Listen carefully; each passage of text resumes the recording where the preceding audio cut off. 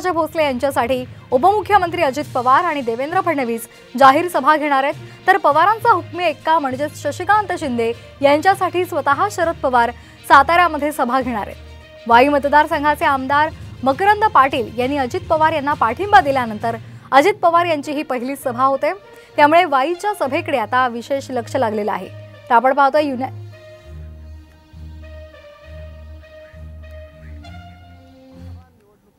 प्रचाराची धामधूम आता शेवटच्या टप्प्यात आलेली आहे, त्यामुळे आज सातारा जिल्ह्यामध्ये मोठ्या प्रमाणात सभांचा धडाका पाहायला मिळतोय।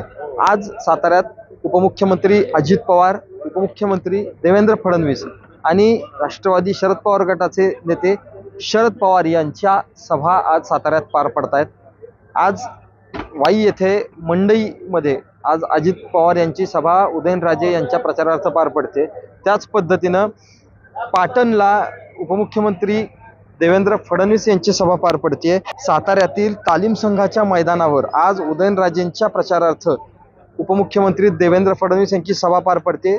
जिल्हा परिषदच्या मैदानावर शरद पवार यांची सुद्धा सभा पार पडते। साताऱ्यामध्ये जी लढत आहे उदयनराजे विरुद्ध शशिकांत शिंदे ही थेट लढत आहे आणि हाय व्होल्टेज लढत असल्याचं बोललं जातं आणि त्यामुळेच एकूणच कोणताही पक्ष या बाबतीत रिस्क घ्यायला तयार नाही आणि त्यामुळं प्रत्येक पक्षानं आपली संपूर्ण ताकद पणाला लावलेली आहे। ओंकार कदम, साम टीव्ही न्यूज, वाई।